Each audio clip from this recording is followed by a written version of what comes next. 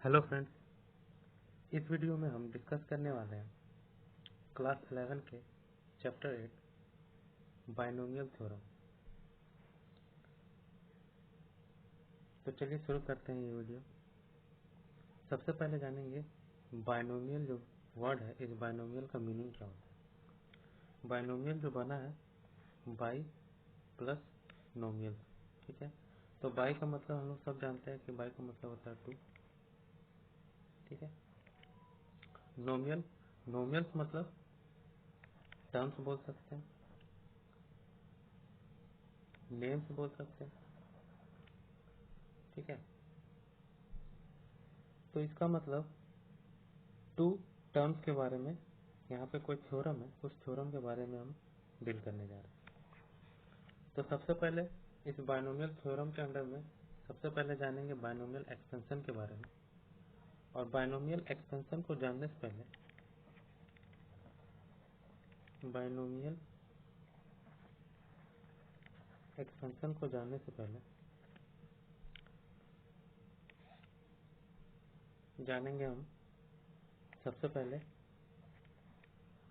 GP यानी कि geometric progression,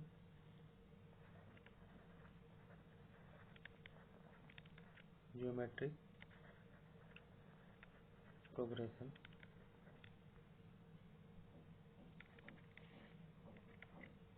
Pascal's triangle के बारे में जानेंगे, पास्कल्स ट्रायंगल, और कॉम्बिनेशन के बारे में जानेंगे, ठीक है। ये 3 कॉन्सेप्ट अगर हमको पता है तो हम बाइनोमियल एक्सपेंशन इजीली निकाल सकते हैं और उसके अरेंजमेंट को समझ सकते हैं, ठीक है। तो सबसे पहले जीपी यानी ज्योमेट्रिक प्रोग्रेशन। ज्योमेट्रिक प्रोग्रेशन क्या कहता है? ज्योमेट्रिक प्रोग्रेशन कहता है कि कोई ऐसा सीक्वेंस, ठीक है, जो कि ए आर स्क्वायर ये nth टर्म तक चलता जाएगा, इस फॉर्म में हो। यानी कि मान लीजिए फर्स्ट टर्म 2 है, दूसरा टर्म होगा 2 to the power 2, तीसरा 2 to the power 3, further 2 to the power 4, ये ऐसा ही चलता जाएगा। यानी कि ये दोनों के बीच का जो कॉमन रेशियो जो होगा वो 2 होगा, r equal to common ratio जो होता है 2 होगा, ठीक है। तो इस सीक्वेंस में होगा जीपी ए आर स्क्वायर, ये हो गया। ये कॉन्सेप्ट क्यों हम लोग इसको समझना जरूरी है बाइनोमियल एक्सपेंशन में? क्योंकि बाइनोमियल का मतलब 2 टर्म्स, 2 टर्म्स मतलब ए प्लस बी, ये 2 टर्म्स हो गए। इसका जो पावर होता है वो जीपी की तरह आगे बढ़ते जाता है। यानी कि अगर हम a plus b to the power 1 लिए तो उसके बाद हम लेंगे a plus b to the power 2, फिर a plus b to the power 3, फिर इसी तरह करते करते हम लोग जाएंगे a plus b to the power n तक। और इसी nth टर्म का ही एक्सपेंशन लोग जनरल एक्सपेंशन निकालते हैं, और उसी जनरल एक्सपेंशन को क्या बोलते हैं? बाइनोमियल एक्सपेंशन, ठीक है। तो ये यहाँ तक हम कैसे पहुँचे? एक जीपी के प्रोग्रेशन के सीक्वेंस की मदद से यहाँ तक पहुँचे, और इसी का एक्सपेंशन को हम लोग बाइनोमियल एक्सपेंशन बोलते हैं। तो इस चीज़ को समझने के लिए हम लोग जीपी का कॉन्सेप्ट को यहाँ रखते हैं। उसके बाद जीपी का कॉन्सेप्ट होने के बाद सेकंड कॉन्सेप्ट जो है वो पास्कल्स ट्रायंगल का कॉन्सेप्ट, ठीक है। तो आइए देखते हैं पास्कल्स ट्रायंगल का जो कॉन्सेप्ट है ये क्या कहता है। पास्कल्स ट्रायंगल जो कहता है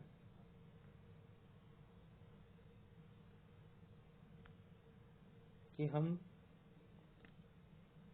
किसी भी एक्सपेंशन में, जैसे a plus b to the power 2 का a plus b to the power 2 है, टू द पावर 2 है, यानी a plus b whole square है। तो इसको हम लोग क्या लिख सकते हैं? ए स्क्वायर प्लस 2ab प्लस बी स्क्वायर, ठीक है। उसी तरह ए प्लस बी का होल क्यूब है, तो इसको हम क्या लिख सकते हैं, a cube plus 3a square B plus 3ab square plus b cube, ठीक है। तो इसका मतलब क्या है कि ये सब में जो कोफिशिएंट है, इसका कोफिशिएंट 1 है, इसका कोफिशिएंट 2 है, इसका कोफिशिएंट 1 है, इसका कोफिशिएंट 1, इस टर्म का कोफिशिएंट 3, इस कोफिशिएंट के टर्म 3 और इसका कोफिशिएंट 1। तो इसके कोफिशिएंट को फाइंड आउट करने के लिए हम लोग पास्कल्स ट्रायंगल का यूज करते हैं, ठीक है। तो देखिए, अगर हम सिर्फ कोफिशिएंट को लिखें, इसके टर्म्स के वैल्यू टर्म्स को ना लिख के सिर्फ अगर कोफिशिएंट को लिखें, तो हम लिख सकते हैं 1 2 1, उसके बाद फिर 1 3 3 1।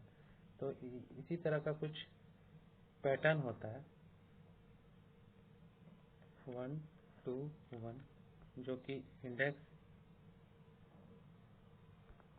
इंडेक्स 2 को रिप्रेजेंट करता है। और ये इंडेक्स वैल्यू, ये इसको बोलते हैं, ये जो a plus b to the power 2 है, ये पावर पे होता है, उसको इंडेक्स वैल्यू बोलते हैं।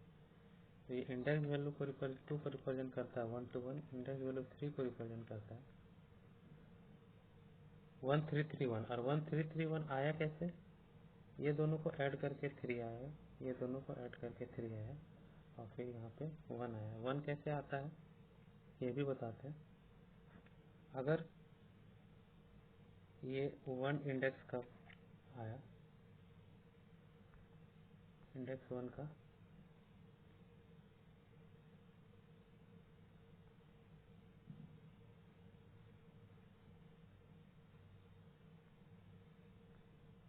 ठीक है, इसमें देखेंगे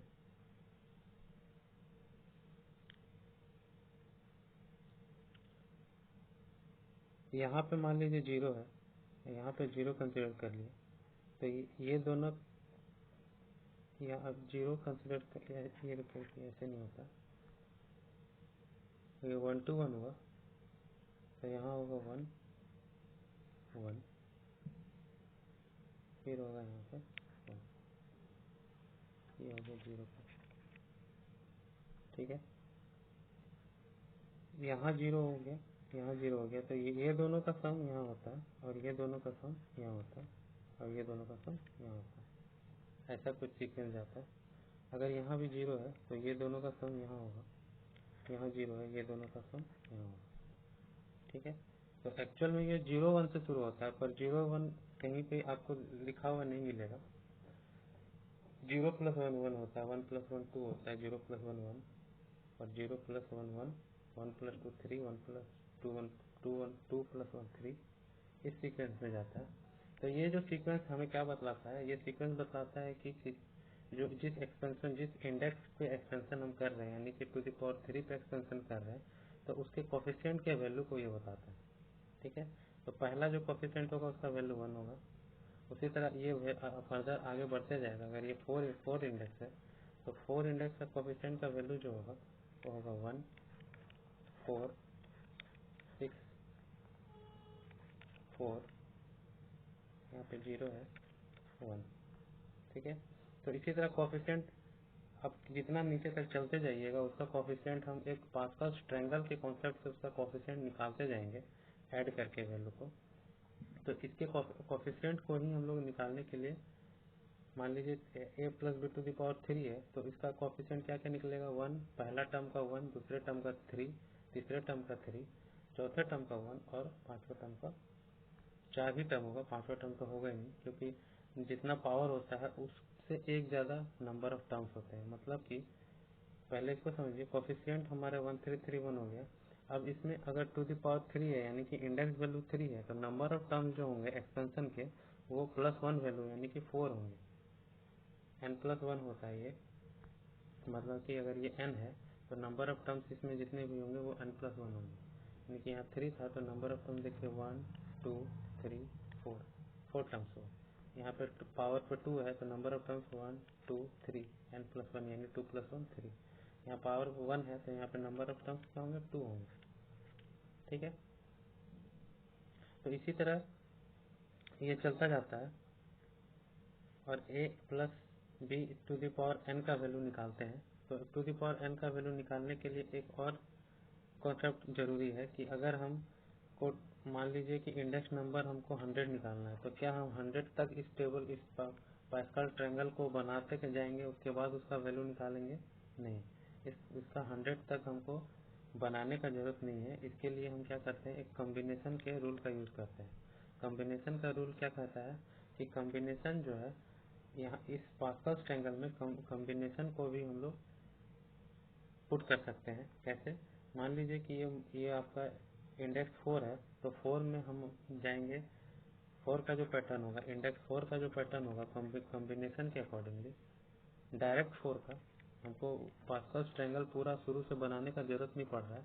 डायरेक्ट 4 के कॉम्बिनेशन का इंडेक्स हम निकाल सकते हैं इस तरह से 4C0, 4C1, 4C2, 4C3, 4C4। ठीक है, यानी कि अब देखिए नंबर ऑफ टर्म्स इसमें इंडेक्स 4 है तो नंबर ऑफ टर्म्स 5 होंगे, तो देखिए 1 2 3 4 5। अब ये वैल्यू जो है 4C0 जो है ये क्या वैल्यू देगा? 4C0 1 वैल्यू देगा।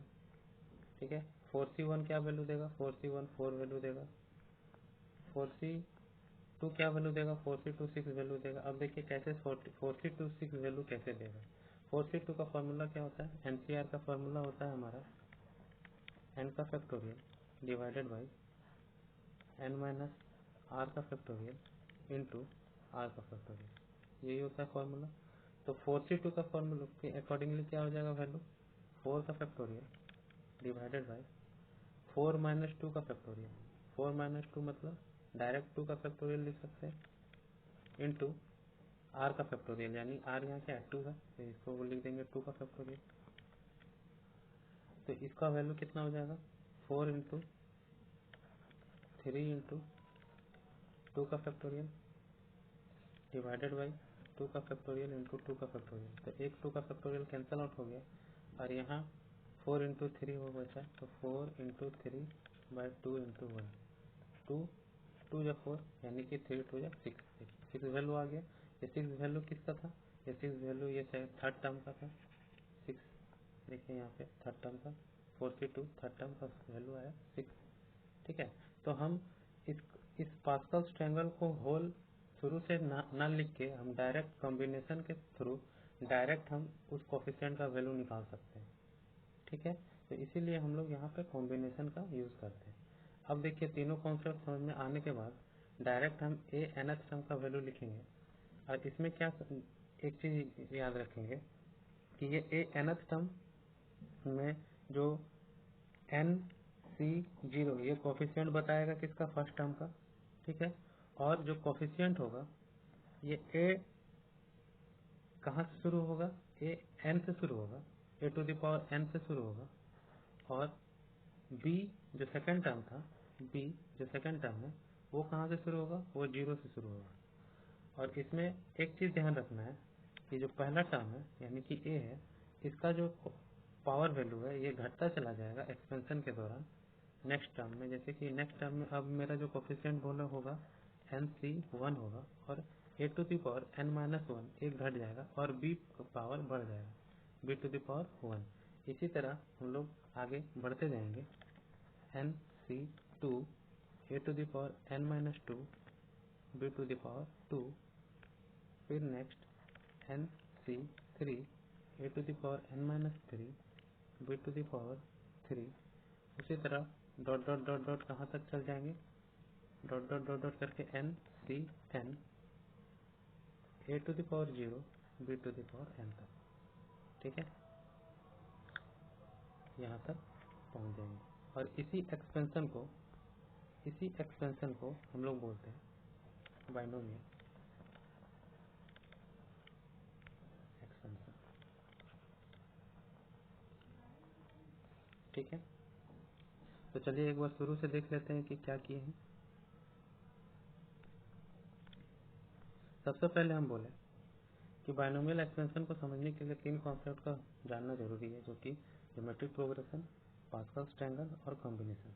ज्योमेट्रिक ट्रायंगल के थ्रू जीपी यानी ज्योमेट्रिक प्रोग्रेशन के थ्रू हम लोग क्या करते हैं, ए बी यानी कि दो बाइनोमियल को लेते हैं और उसके पावर को जीपी के अकॉर्डिंगली क्या करते हैं, बढ़ाते जाते हैं, a plus b to the power 1, a plus b to the power 2, to the power 3, ताकि हमको एक कॉन्सेप्ट मिले a plus b to the power n का। ठीक है, तो अब a plus b to the power n आ गया तो इसका एक्सपेंडेड वैल्यू क्या होगा। एक्सपेंडेड वैल्यू को निकालने के लिए एक अरेंजमेंट को हम लोग यहाँ पे एब्जॉर्ब करते हैं, उसी अरेंजमेंट के अकॉर्डिंगली हम उसका एक्सपेंशन को लिखते हैं। उस अरेंजमेंट में क्या क्या होना चाहिए, उस अरेंजमेंट में पास्कल्स ट्रायंगल के अकॉर्डिंग हर टर्म का कोफिशिएंट वैल्यू होना चाहिए। तो हर ट्रायंगल का कोफिशिएंट वैल्यू निकालने के लिए पास्कल्स ट्रायंगल में क्या करते हैं कि अगर यहाँ पे इंडेक्स 1 है, इंडेक्स यानी कि a plus b to the power 1 है, तो इसका जो फर्स्ट वो होगा 1, जीरो को कंसिडर नहीं करते हैं। ठीक है, जीरो वाले टर्म को कंसिडर नहीं करते हैं, वो 1 होगा कोफिशिएंट और सेकंड का भी कोफिशिएंट 1 होगा। ठीक है, और a plus b to the power क्या होगा, डायरेक्ट ए प्लस बी ही होगा। तो इसमें भी देखिए वही सीक्वेंस है, इसमें a to the power 1 b to the power 0 है, 1 कोफिशिएंट है, और उसके बाद सेकंड टर्म में देखिए 1 होगा, फिर 2 होगा, फिर 1 होगा। ठीक है, तो ये तो आ गया कि पास्कल्स ट्रायंगल के अकॉर्डिंगली कोफिशिएंट लिख सकते हैं, लेकिन हर कोफिशिएंट को लिखने के लिए टू द पावर 4 का कोफिशिएंट लिखना है, टू द पावर 5 का, टू द पावर n का कोफिशिएंट लिखना है, तो n टर्म तक हम इसको ले जा नहीं सकते हैं पास्कल्स ट्रायंगल को, इसीलिए कॉम्बिनेशन का कॉन्सेप्ट यूज करके हम लोग उसको यूज करते हैं। तो एग्जाम्पल देखे थे a plus b to the power 4 का, अगर 4 का कोफिशिएंट हमको पता है 1, 4, 6, 4, 1 है, तो हमको इतना नहीं बनाने का जरूरत पड़ेगा पास्कल्स ट्रायंगल, हम डायरेक्ट उसका कॉम्बिनेशन के accordingly 4C0, 4C1, 4C2, 4C3, 4C4 लिख के हर कोफिशिएंट के वैल्यू को निकाल सकते हैं। और इसका जो कॉम्बिनेशन का जो फॉर्मूला होता है NCR equal to n factorial divided by n minus r into r का फैक्टोरियल, उसके थ्रू ये देखिए थर्ड टर्म का वैल्यू निकाला था 6, जिसमें थर्ड टर्म का वैल्यू यहाँ पे क्या है, 6 है। ठीक है, तो ये सब को याद रखना है, और एक चीज याद रखना है कि जितना भी इंडेक्स पे पावर होगा उस पर एक ज्यादा नंबर ऑफ टर्म्स होंगे, यानी यहाँ पे 3 है तो नंबर ऑफ टर्म्स कितने हैं, 4। अगर यहाँ पे पावर n है तो यहाँ पे नंबर ऑफ टर्म्स कितने होंगे, n+1। ठीक है, और ये जो फर्स्ट टर्म है, फर्स्ट टर्म का वैल्यू शुरू होता है ये इंडेक्स पावर से, और ये हर स्टेप में ये एक एक घटता जाता है। और जो सेकंड टर्म है, सेकंड टर्म का जो पावर शुरू होता है 0 से, और वो हर स्टेप में वो एक एक बढ़ता जाता है, और ये लास्ट में मेरे पास क्या आ जाता है, a टू द पावर 0 और b to the power n, और यहाँ पे जो उसका कोफिशिएंट होता है वो NCn तक होता है। बस इस वीडियो में इतना ही हम डील कर रहे थे chapter 8 binomial theorem. Thank you.